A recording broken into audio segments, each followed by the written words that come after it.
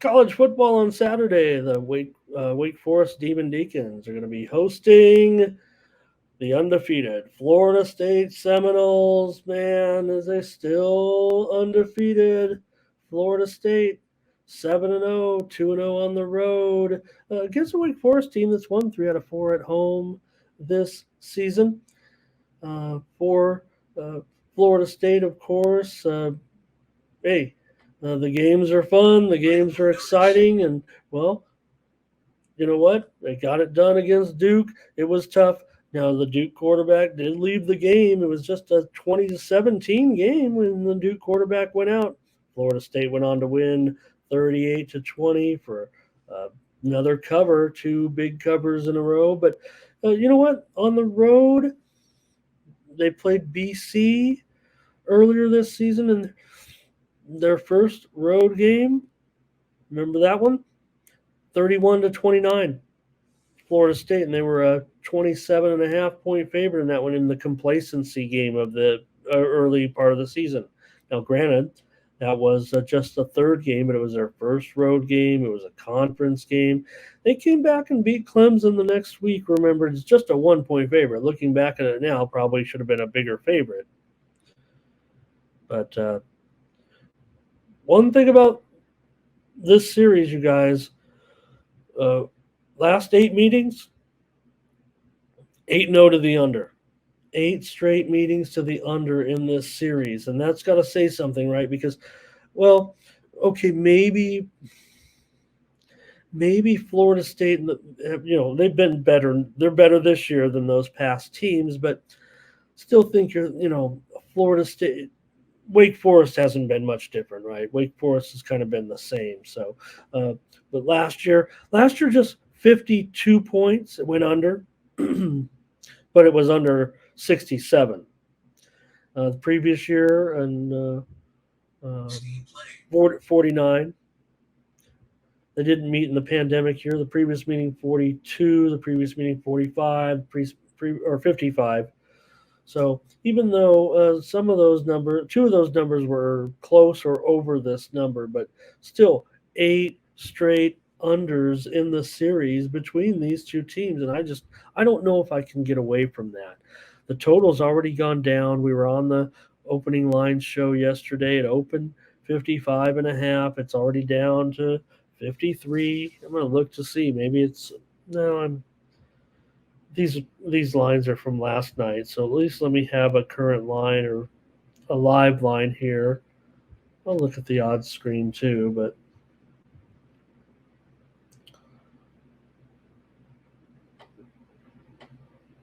and I'm showing 53 and a half, 53s pretty much everywhere. I'll update it to 53 because I'm probably going to end up on the under in this game. And I mean, series history isn't necessarily just you know all, but we also we'll see. Don't forget in that. Uh, let's see here. Do want to check. Yeah, no injury designation for Travis here for Jordan Travis, or as they called him on. Okay, as they called him on another gambling show, Travis Jordan, which could work too. But Verner here, Mike says he wants to take the points here in this one. Yeah, you know what? Maybe a role that I don't necessarily mind it, but I don't know. I think Florida State's in a position where if they could roll, and I'm all about home dogs, but Thomas is looking at Wake Forest. He says, look at the performance they had last week. He says that it was a nice surprise the way Wake Forest came out and surprised Pittsburgh like they did with that crazy game, winning 21-14, a game that really uh, I had Pittsburgh. I didn't think it would be a bad spot for them, especially that you know Wake Forest had not uh, covered many spreads this season, so they were 2-4 against the spread coming into that game. So give me the under here, though. A little bit of concern just because the move has been to the under. So, well, maybe I should like that move. Actually, I was thinking maybe I missed out on a little bit, but maybe not. I'm gonna take. I'm on the under.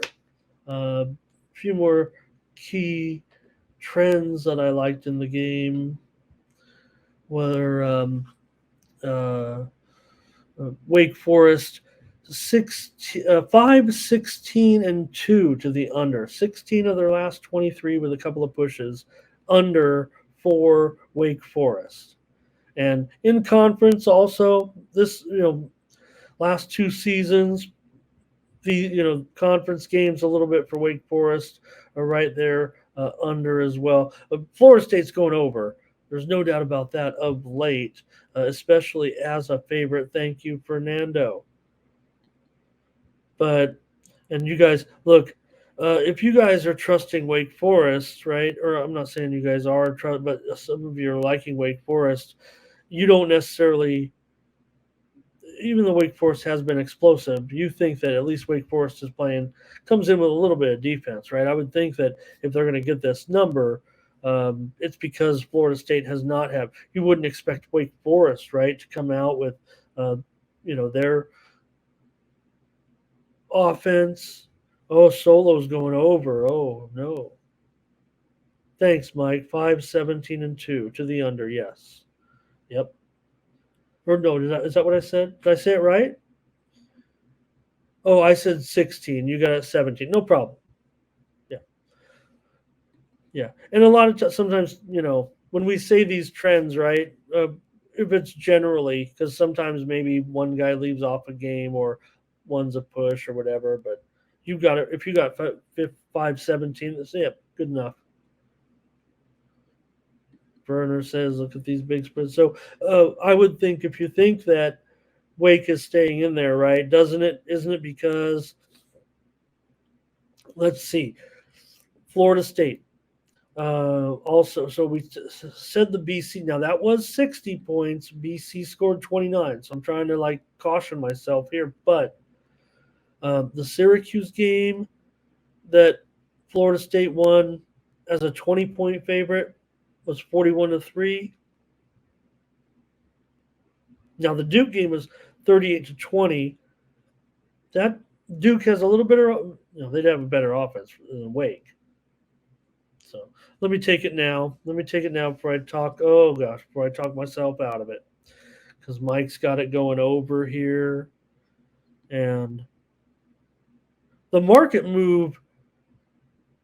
If there wasn't, I'm not saying the trend has got me on this as an under, but I think there is something to that in this series. And I know Florida State that this feels like the dead spot to me a little bit as well. So I'm on the under in this one. All right.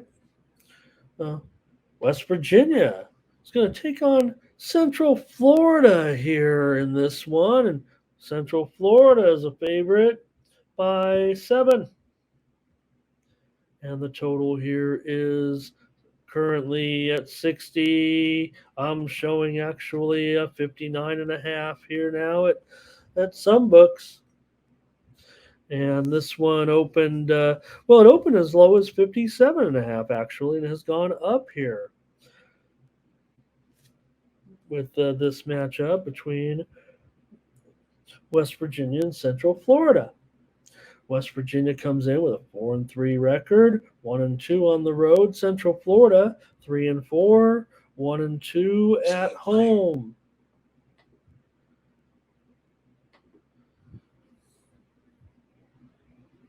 For West Virginia, they've gone under in 6 of their last 8 road games. They've also gone under in 20 of their last 28 games as an underdog.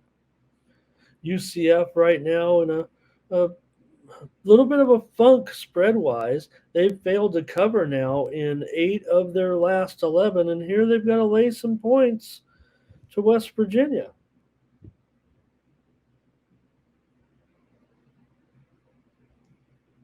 There it is. Okay. Just want to get my cheat sheet going here a little bit and maybe talk about some of these quarterbacks for this because you got, you know, uh, Plumlee for Central. You know, he was in there last. You know, it looked.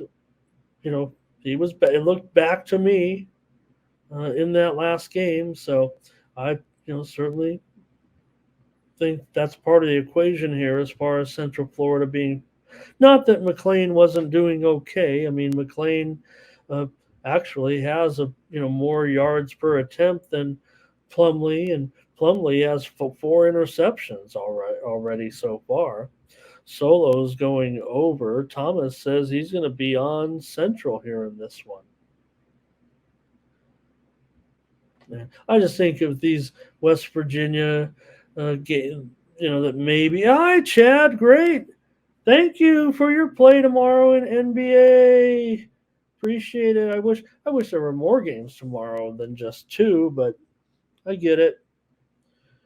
But it probably works out because the NHL is going with 15 or 16. I think tomorrow's that day, the Frozen Spectacular or whatever it is, where they play all the games within 15-minute starts in the NHL tomorrow. So we'll have fun with that. All right. These two teams haven't met in 20 years, so no need to check on that necessarily. West Virginia has lost 2 straight games now. That should be of note. They lost at home to Oklahoma State. We had the over as a premium in that game. Interestingly, the 3 straight games, or at least 3 straight games, early on in the season against non-conference opposition. Let's see. Or no, it was, well, the first 2 games of the season, the games went over for West Virginia. Then the 4 straight victories, they had 3 straight unders against Pitt, Texas Tech, at TCU. Then the loss to Houston was an over, and the loss to Oklahoma State was an over. Final. Now for Central Florida, they're back home after 2 straight. Look, this has been tough because Central Florida's not used to losing right now, and they have 4 straight losses. Here they lost last week to Oklahoma. They got the money. They were strong. They had a chance to win that game. I thought it was a pretty exciting game late, and of course they got rocked at KU the week before. They've also lost at home to Baylor, which was a kind of a shocker there. They went in. They were favored at home against Baylor by 7.5 and lost 36-35. They also lost at Kansas State as an underdog.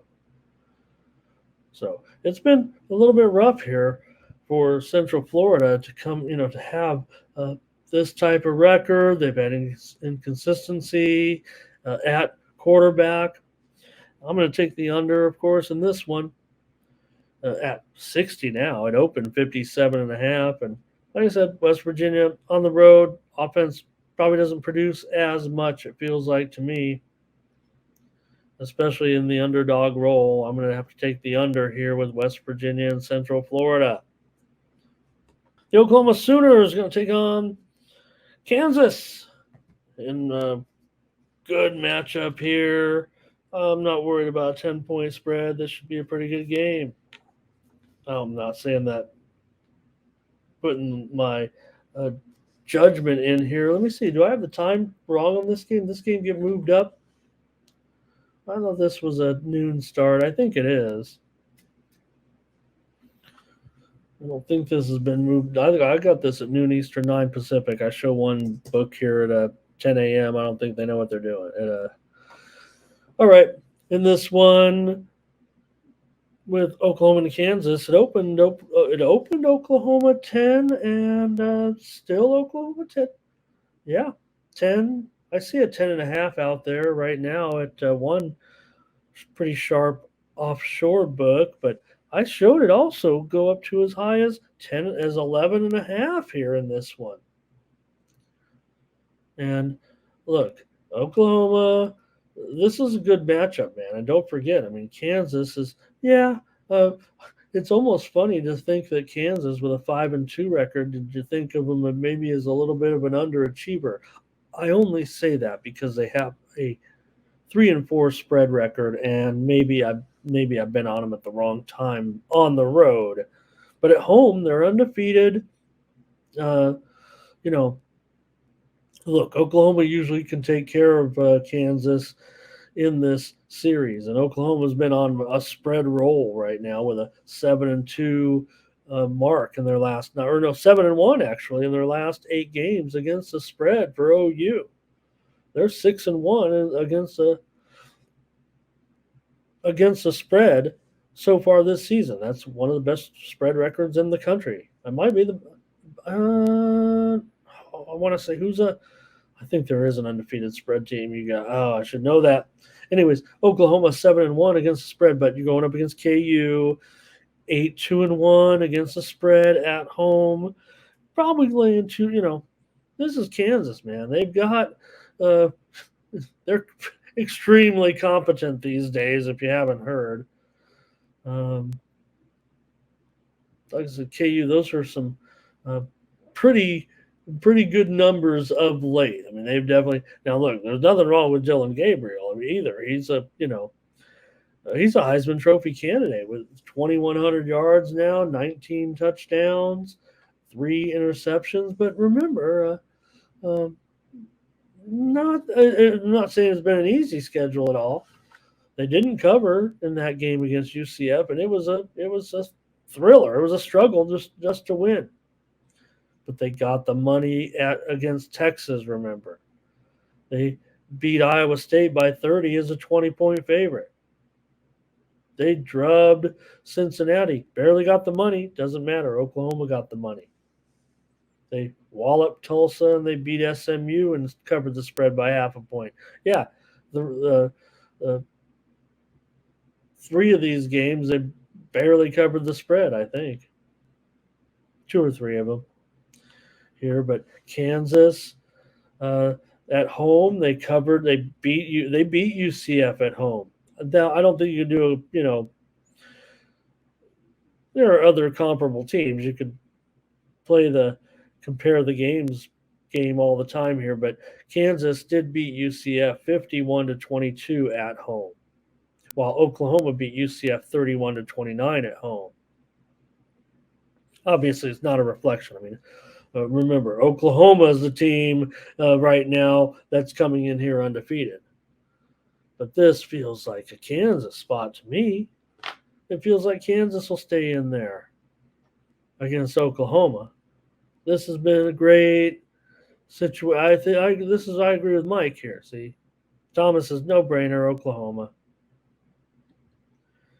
but this has just been great for what Kansas is doing. Yeah, it's almost been a bummer when uh, you know Jalen Daniels hasn't been in the game, but Bean was fine as well. But in this one, current status of the quarterback situation though is just fine. So Jalen Daniels, whether he's in there or not, Bean can play and prove in himself to be a capable backup.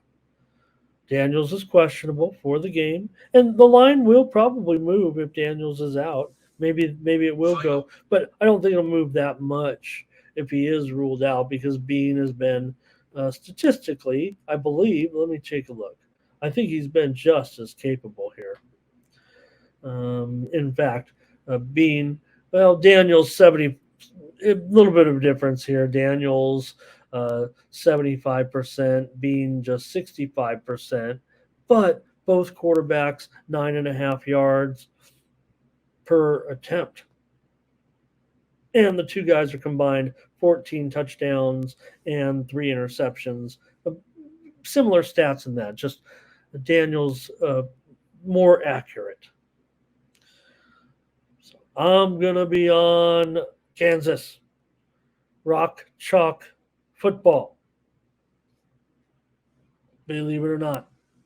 And I think it'll be a great one. I don't know if I can trust long-term trends in this series because Kansas is unprecedentedly good right now for Kansas in this surge over the last couple of seasons. I mean, you guys probably remember just 3+ years ago, and especially before the pandemic, Kansas had years of losing and suffering with no hope in sight, and they've only begun to turn it around here of late over the last couple of years. So much so, like I said,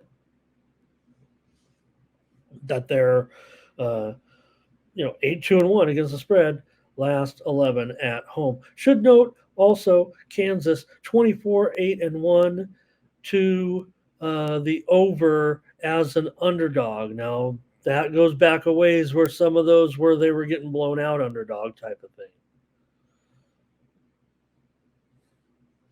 So also though, I will say that Oklahoma in conference, usually in the middle of the schedule, they also do rack up some uh, big numbers, but six of the last 8 meetings between these two have gone under, and again, several of those were before this recent surge by Kansas. So I don't even know if you could put that in there necessarily. The total open 68.5 is now 66, but that doesn't mean it still couldn't be a very high scoring game given these two quarterbacks. Or whichever quarterback is in, but given this matchup, Oklahoma has 2,300 yards passing this season. Kansas has 1,600 yards passing. Give me Kansas. Indiana and Penn State from the Big Ten. And, well, the storyline here is too easy, but I might be ready for it to come to just a little bit of an end here in this matchup. Maybe you tell me type of scenario. Again, it's been my favorite story to tell on some of the shows this week. With hey, we're dealing with here's Penn State. James Franklin, he loves to cover the spread no matter what the spread at home. He loves to tell the alumni in not so many words, lay the points with Penn State. That's not my pick. I'm just saying he says we like covering up against bad teams. Go ahead, you bet on us. We will get you the money, and not only that, we want you to buy more season tickets. We want you to buy more merchandise. We want you to rich guys do NIL deals with us, and it's all hunky dory. But not when the spread keeps going up this high. I mean, okay, I get it. You're Penn State. Now you're coming in with a loss, mind you, now at this point. Yeah, they are undefeated at home, and yeah, Indiana's 2-5. So I still just not sure I'm going to be able to get on Penn State here on this one. They, like I said, they love to lay these points. Oh man, but this seems high. It opened at as low as 27.5. We were on that circus show, and it did open a more realistic 29.5 and has gone up to 31 here. That's getting to me the little bit of danger zone. No matter how much fun this team has had covering these numbers here, it just feels like 28. It's funny, Thomas. You're right, Indiana's, but they're always. I mean, they're always bad in a way. I mean, but am I willing to take 31? I don't know. Maybe Penn State will win 44-0, 44-7. Because look, this total's 44. So, it's not hard to figure out what a score right there is going to be when you're dealing with 44 points, right? 37-7, right there. 37-7. Could be 38-7. Could 38-7, right there. 37-7 or 38-7 is what it says right there if you go by the spread. Do you think that that is going to be the score here on Saturday? Last year it was uh, at Indiana 45-14. That was an Indiana, a Penn State cover. Penn State was favored by 14 in that one. The last meeting they played here, the previous year was 24-0 Penn State. A shutout, but way under. So how will this one, play out? Can they get that money? You know, it's a thread the needle special, right? Because you can't get too far off of. Once you start to get off of 37-7, then you start dealing with you're either going to cover, sure, okay, it's going to be 56-0, give me Penn State over. But I'm just saying if you're realistic about it, because it should end up right in there somewhere. Then, well, once you get to, 42-7, then you're, dealing with an over as soon as you get one more score from either team. So I don't know. That's just an interesting way to note, and I kind of like the under. So if I like the under, and it was as high as 47.5, and it's kind of gone down here. Now, when we talked about it on the opening line show in Circa, it opened 43.5 and went to 44, but did see some reports on the line service that books open 47.5. Well, I like under, and I like under maybe even 44. If I like the under, I'm not giving out the I'm not giving. My play is on Indiana. My models would indicate there is more of a chance of having that game, 24-0 type of game.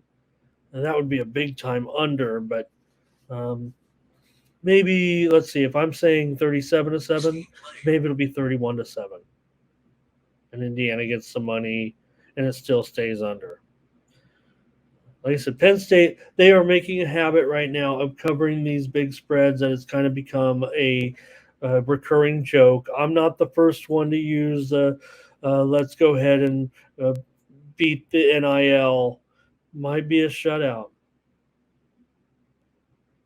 And Penn State still looking to rack up points here with their now 6-1 record. That's the other thing, right, to consider.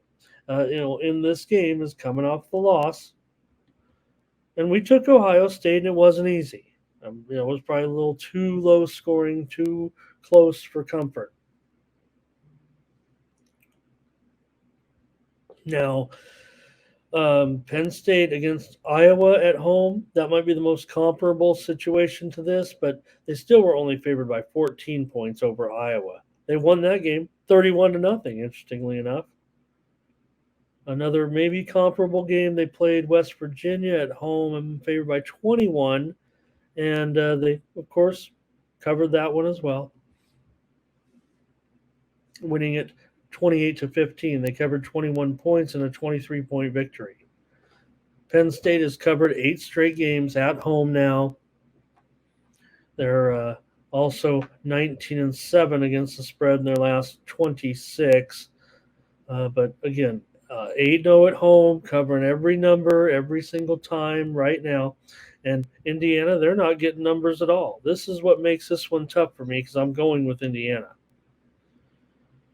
Because Indiana's 1-8 against the spread their last 9 on the road, 8-21 against the spread their last 29 overall.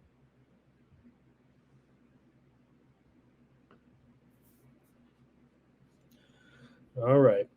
Give me Indiana here in this one. I'm taking a Penn State flat spot here. 31 I'm going to just 31-7 probably will be my score here in this one. Mike says maybe this week you're going to come back with the dogs. College a little bit tougher. I don't use league wide trends as much like I do with the other sports, but conference trends for sure. The Maryland Terrapins are going to take on the Northwestern Wildcats. Maryland on the road here favored by 13, 13 and a half, and the total here at 49, 49 and a half or so. In this one, when we were on the when we were on the opening line show yesterday, this one opened a 51 and a half and was a bet down now here to 49 and a half. We did even see one book as low as 48 and a half. So for me in this one, when you have, I think Northwestern here, uh, look, they are 3-1 at home right now. We know Maryland has actually had a pretty good season with that 5-2 record thus far. Nothing wrong with Maryland, but maybe they've been a little bit overrated. Actually, a 5-2 straight up record is 3-4 record against the spread, and Tagovailoa has been good. He's got 1,900 yards, 16 touchdowns, 5 interceptions, and well, Northwestern, not so much. They, lost. They actually got the money at Nebraska, uh, getting double digits. I mean, how can you not? Uh, you know, there, but like I said, at home, um, they've had some good. They beat Minnesota 37-34 as an 11-point underdog, and well, let's take a look. Last year, Maryland won 31-24 as a 14-point favorite at home. So they didn't get the money there. And maybe there can be some defensive success for Northwestern against Tagovailoa. I mean, Northwestern is a long-term under prospect at home, no matter what. I mean, this is a conference game, and a lot of these are conference games. I mean, Northwestern plays almost 2/3 of their home games to the under over the last, I don't know, 10 years, it seems like. I'm showing right now their last 85 home games. That's more than 10 years, right? Their last 85 home games, they have 58 unders and just 26 overs. So that's almost 70% unders at home for Northwestern.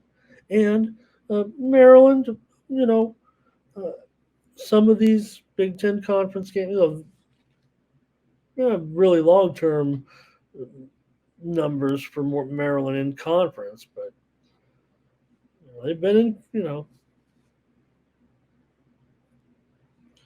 So I'm gonna be on the under here. I mean, I don't know if I can ever go against a Northwestern uh, under that's 50, even with Maryland. Look, there's a reason why the grass is 4 inches long in Evanston. All right, I'm taking the under here at 49 and a half. Maryland and Northwestern. They could, Thomas. They could. Thanks, Mike. Well, Mike, if you say that's an awesome, and it's just a stat, it's not any secret information or anything, but for you to say that is important because you are my stat man. You are the I don't know if it's so much analytics that you use, or if you use more of a um, algorithm with your great uh, digital number readouts. Ray says, "Give me Maryland." Thomas, there, Maryland. It looks like, yeah. So yeah, maybe they could. Uh, Look, I'm happy for Northwestern to have been. Yeah, they've been okay. They had a lot of stuff going on in the preseason and the off season, so they're one of those teams. They have some baggage going on. Thanks, Mike. All right, I'm going to take the under there. I think is that it. I think I got. Oh no, I got a. Oh boy, I better. step on it here. Get us out of here before the top of the hour. Houston and Kansas State in this one. Houston going on the road to take on the Wildcats. This is a sneaky good game, isn't it?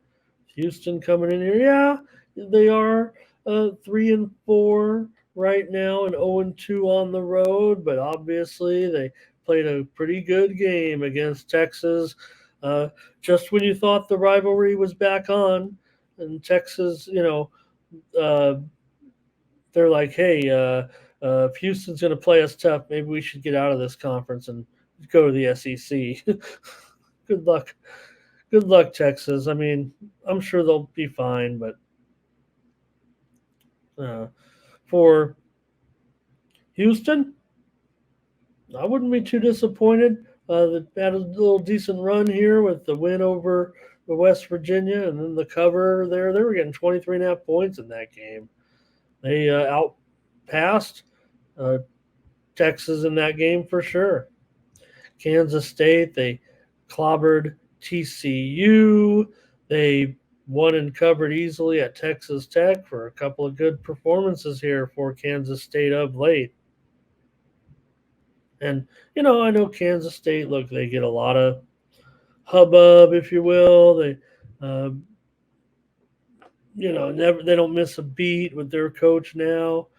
But watch out for Houston, man. They've got a quarterback with 2,000 yards this year and Donovan Smith. 16 touchdowns, 4 interceptions. Houston, they got a pretty decent offense.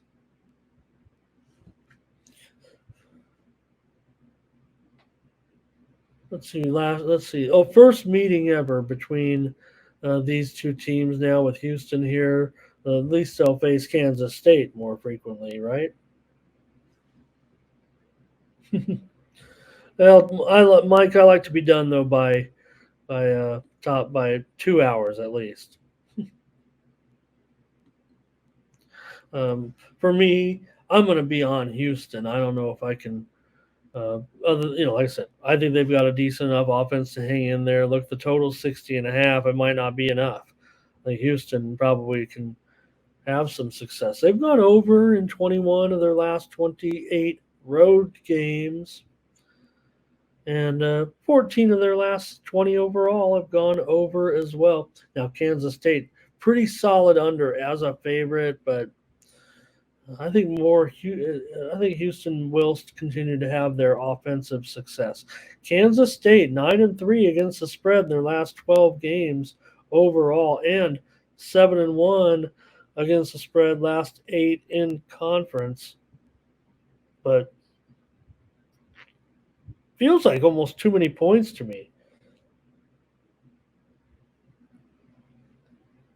It is 17, right? Not 14.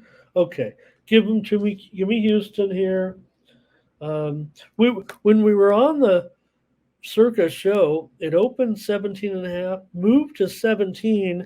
Um, I don't think I ever saw. There was a 14 actually out there at one point, but I didn't. I'm limited. I don't have as many books as yeah. Do we have multiple outs? Yeah. Can we fund every book? No. All right. Well, pretty stiff move to the over, and I think the Sharps are already on it. I mean, to me, it looks like a high scoring game. I'm going to think Houston stays in there. I don't think Houston can. I don't think Kansas State, is some dominating offense, but I think against Houston, they will not have a problem with Howard passing. With Howard passing the ball, he could probably match up with Smith offensively.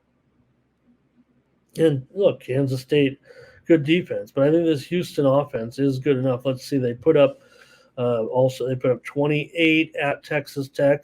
They lost bad in that game by 21 points, not even close to the money. But like I said, Houston's covered 2 straight. So is K State. I'm going to take 17 points though with Houston.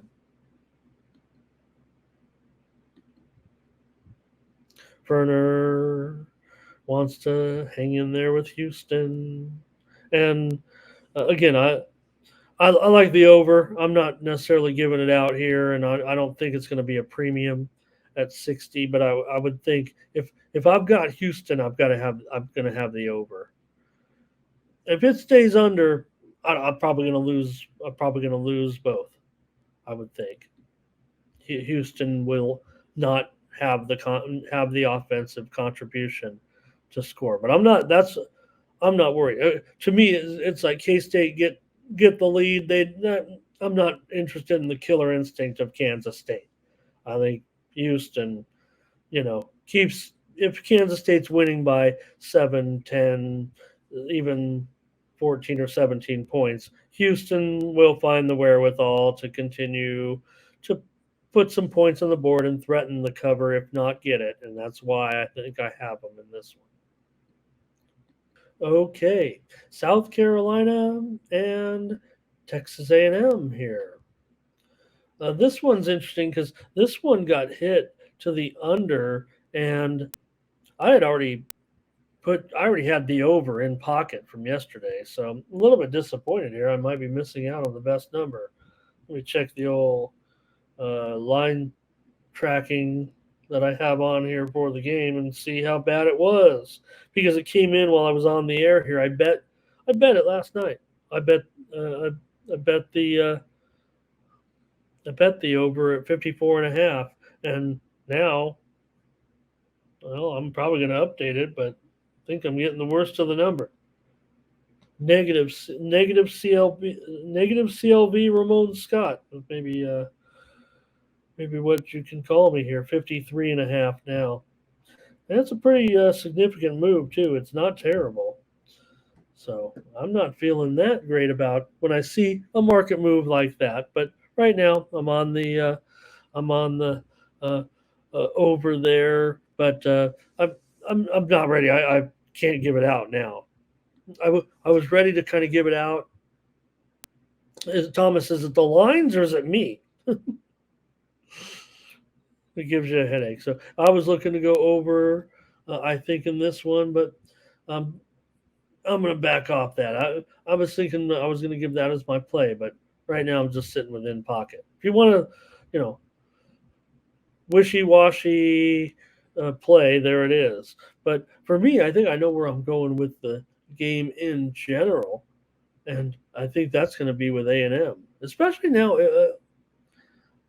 I liked A&M because I think it is going to go over. The fact that the move has been on the under kind of actually solidifies my opinion a little bit here on A&M in a conference game. The one thing is these two teams have been going over quite a bit. That's why I went with the over last night. I mean, South Carolina over in 7 of their last 10 dating back to last season, over in 13 of their last 18 on the road. Texas A&M, they they seem to go over in these, mid-season conference games a lot. They went over in the Alabama game, believe it or not, and the Arkansas game also went over when they were on that 3-game winning streak. So I'm probably going to have to I'm probably going to end up laying the points here with A&M, laying 2 touchdowns. This is revenge for A&M. They lost last year 30-24 at South Carolina. But the game 2 years ago, when the line was pretty similar, A&M 2 years ago was favored at home by 19 and a half, and the total 46 and a half. So bigger spread, lower total. But they won it by 30 points in a 58 in a game that went over. So if I like it over, I'm going to probably take A&M here. I've got to like them to uh, cover that number. They also won here pre-pandemic, 30-6 in 2019 as a 10.5 point favorite. Now for South Carolina, they've come in having failed to cover in 3 straight games now. They lost at Missouri by 22 points. They were getting just a touchdown. They lost against Florida at home in that wild one, and they lost at Tennessee. So Looks like Thomas wants to lay it with me, and I'll do it. I'm gonna take A&M. Already seeing big. I'm not. Ticket count is more important to me than money, but money is has. I look at the two line services that I pay. Are supposed to be more accurately representing the lines because the reason why the line services maybe that their numbers for ticket and money count can be trusted. People say, "Oh, I don't trust that. They put out fake numbers." Who they do? Why do they put out fake numbers? To fool 1% of the betting population like me?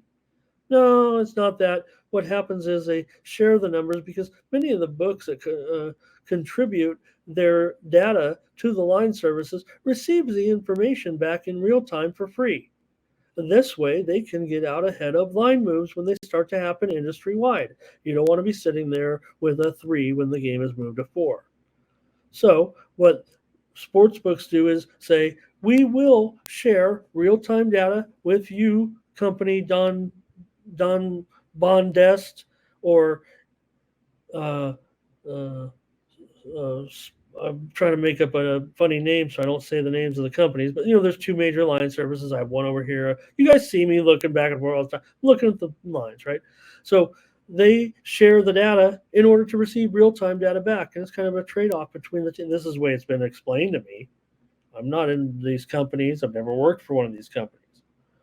But that's why those companies have, they say, you go on some of the sites, they're like, oh, it's a free site, could be delayed data. And to me, when I look at money, it's more important to me earlier in the week than it is late in the week when the limits are high and everybody's bombing away at different amounts.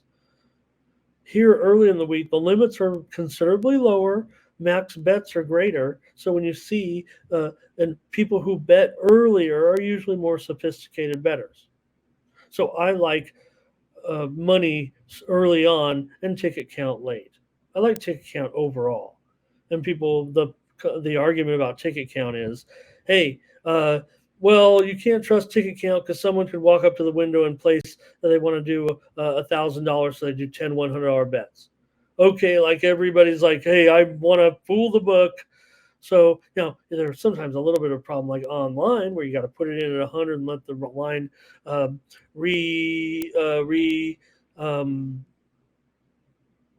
recalculate, calibrate. Maybe the line is calibrating to, because you just can't bomb away, limit plays like in live betting a lot of times. They say, oh, this book's limited me at $25. Well, yeah, you're probably a sophisticated live player that beats them every time, so you're going to get $25 a pop. That's just it. That's just a fact. Why not spread your action out a little bit and give a little back to the books?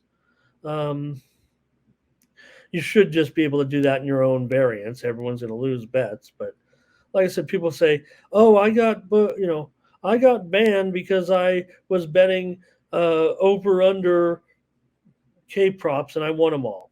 Yeah, books don't want you doing that. They want a variety. They want someone who is going to have a little bit of variety. Now, if you want to walk up to the window 10 times and do it, nobody's going to check your ID, but you're going to be limited. As a walk up customer. Okay, well, enough of that. Nobody cares. Let me get to South Carolina and Texas A&M here in this one with Texas A&M as my play because of the.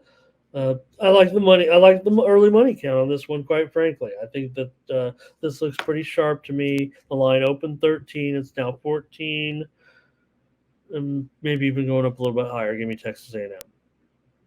Okay, here's my last game, Tulsa and SMU, and then we'll get out of here for the night. And Tulsa on the road, they're getting 20 points here from SMU. What? All right, now I'm not going to get too, bent out of shape with SMU at this point. I mean, definitely like everything that SMU is doing here at this point. And for me here, get to my data. So SMU undefeated at home thus far with that 3-0 record. This one, the total open 57.5, and it's dipped here around half a point here to 57. Tulsa 3-4 record this season and 1-2 on the road thus far. I think it's probably going to be too many points for me not to want to get involved with Tulsa. Uh, they've been a good long-term prospect. Now they have had some struggles of late. I can't ignore that. Um, Last 15 games, they've gone 3-10 and 2 against the spread, and SMU's been covering numbers. But this is kind of a road series, road dominated series as far as spread wise, where the home team is favored by too many points quite often. 7 of the last 9 meetings have gone to the road team, and these are teams that match up every year pretty much. Tulsa on the road, where they're often getting too many points, given the nature of their program. 35, 17, and 1 against the spread, 68% over the last 53 road games. Now, like I said, it hasn't been as good of late. These teams have combined to go 4-10 to the under this season. SMU's gone under in 7 of their last 9 overall, and 6 of their last 8 games as a favorite. Those are mostly several of them this season, including last time out. They won at Temple with that cover 55-0.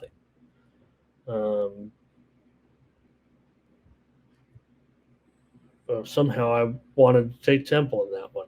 They were outgained by 433 yards. Got that one wrong.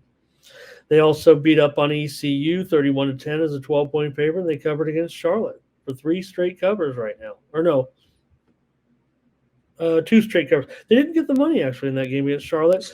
Won by 18 points as a 23-point favorite.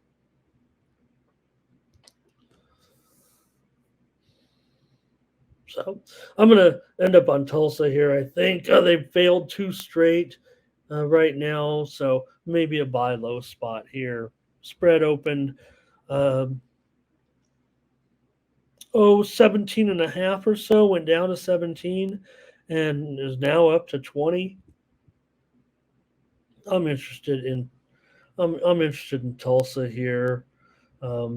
I think in this one, maybe a comparable game was the Louisiana Tech game. SMU did get the money in that one, but Tulsa, maybe they're just slightly better, on offense. Williams is not anything special at quarterback. We know that, and Stone's pretty good. But I'm taking 20 points. I better get off the air here before I change my mind. I'm just always on. I just like to take Tulsa quite a bit. It's been good for SMU, no doubt about it. It's got to be maybe just a field goal too high for me. And now on this move, I don't see any indication that says this is too sharp of action at this point on SMU. Maybe I could just take a sneak peek at the injury report, but I don't think that's it necessarily. I just think it's a little bit of momentum right now, certainly for SMU and their strong run at this point. But I'll harken back a little bit to the underdogs, the road underdogs in this series, because look, it hasn't always been SMU dominant throughout the years. In fact, so SMU won and covered last year on the road, but the year before that, Tulsa won. They were favored on the road actually that year. So Tulsa's been just as good. Tulsa won. These guys have played every year pretty much for the last decade plus.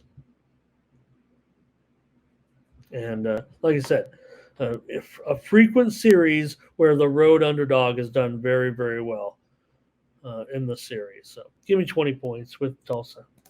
All right.